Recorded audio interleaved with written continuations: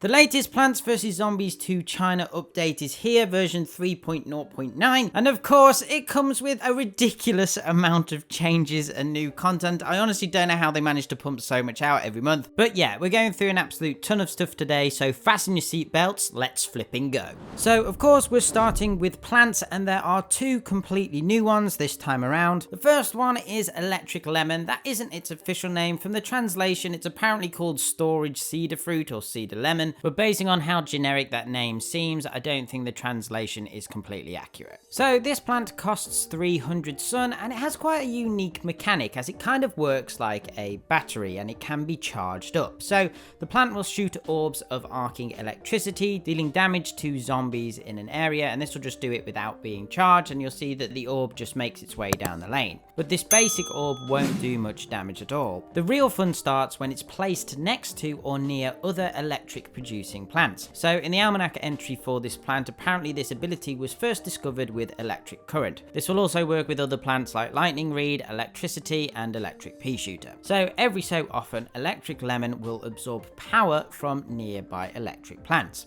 The more plants, the more powerful it becomes. And based on the amount of power that is absorbed, it has a different visual. So you'll see it has 3 stages depending on how many plants it's being charged up by. When this happens, Electric Lemon will fire one larger orb that does more damage before returning to its most basic form and then just doing the normal attacks again. Then after a certain amount of time, it will absorb power again. The plant food ability lets it absorb power from all electric plants on the lawn, not just those that are in its immediate area, and by doing this it unleashes one massive orb of electricity that again does more damage, but it also has a chance of paralyzing zombies too. The costume effect for this plant improves the plant food ability further. An additional arc will hit zombies during the attack, dealing more damage. As with pretty much all plants in PvZ2 China, additional effects can be obtained when upgrading this plant to higher tiers. The second plant isn't quite as complex, but it still has a really interesting idea that we haven't seen before.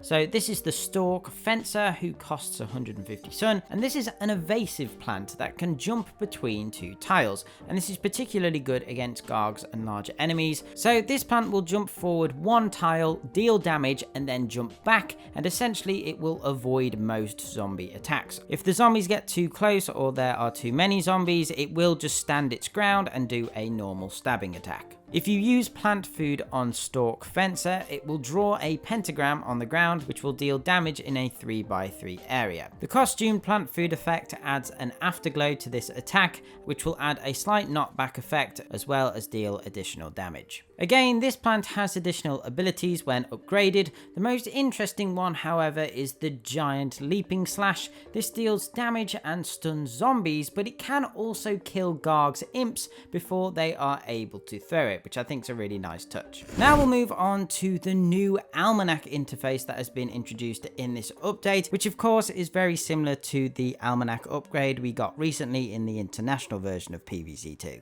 Whilst there are some very significant changes in here, there is actually a button they've included for anybody who doesn't like this feature. They can restore the original version of the almanac, but please note this might only be available for a limited time. So the new upgraded almanac has a lot going on here, so I'm just going to take you through all the different menus, but basically the idea is to make it so you can access all the information about one plant in one place. Before, you'd have to go to different menus, go in and out just to find out a costume or find out about how many puzzle pieces you've had.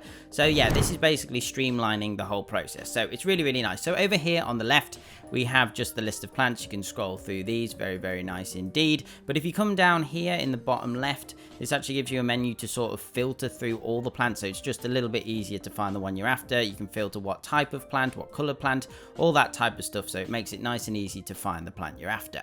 So then moving over to the middle, obviously we've got the plant itself.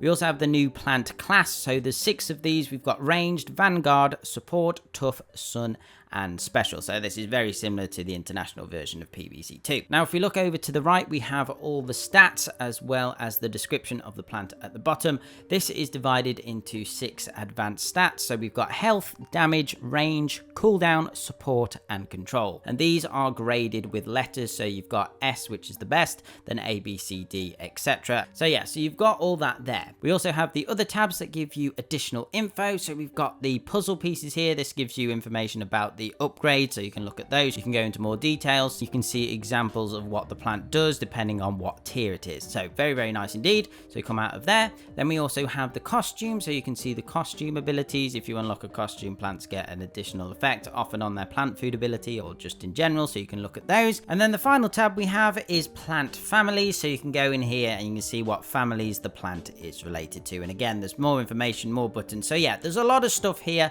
that's all sort of being streamlined and just makes it way easier to understand about a plant without having to go through tons and tons of menus. So this is definitely a very welcome change. Staying on the subject of plant families, we have 2 new plant families that have been added. So we have Bombs Away, which includes Strawburst, Boom Balloon Flower, Primal Potato Mine, Sticky Bomb Rice, and Dandelion. The second plant family is called Mind Your Step, which includes Spring Bean, Gumnut, Spikeweed, Olive Pit, and Spike Rock. Moving on to a new artifact, the Snow Machine, which when activates turns zombies into adorable little snowmen. When this happens, it pushes zombies back to the right slowly, and depending on the level of the artifact, it can also do additional damage. In the footage you're seeing, this is the demonstration level that you have to complete before you can buy the artifact from the store. So in here, it is a fully upgraded artifact. At this level, it does some additional things like occasionally turning some zombies into snowmen without activating the ability, as well as firing icicles at the snowmen that will instantly kill them if they get hit. This is definitely a very cool artifact that comes in handy in many situations. Next, we'll talk about some updates to the gene editing, which is basically a fairly new system where you can upgrade plants in a different way. You can obtain gene essence from buying specific gift packs or by participating in duels and versus modes.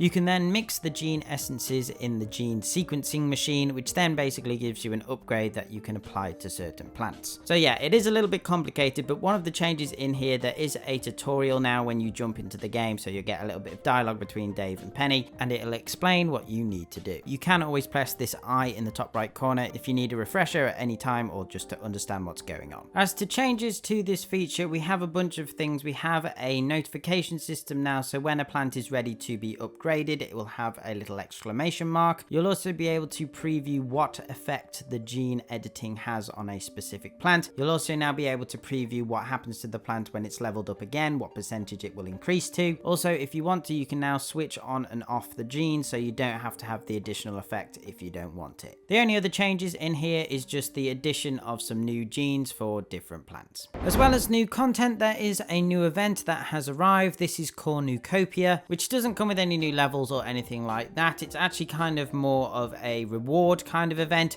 where you can basically participate in a lottery, or you can buy gift bags that have random rewards in them. You can collect these medals, which allow you to purchase various items, or you can enter into the prize draw with the chance of winning up to 5,000 gems. There are a couple of other new events that have been added in with this update, but they don't start until next week, so I'll save those for another video. Finally, we have some other general updates and fixes. So majority of these are optimization related. A lot has gone into these to make sure certain aspects of the game run smoother. This includes the likes of endless mode, Penny's Pursuit, and fixes to a number of plants, zombies, and artifacts. Anyway guys, that's about it for today's video. I hope you've enjoyed. Let me know what you think of this in the comments below. But other than that, remember to hit those like and subscribe buttons, turn on notifications, and if you would like to support the channel further, check out my Patreon page by clicking on screen or through the link in the description. Okay, thanks guys. Bye. Bye.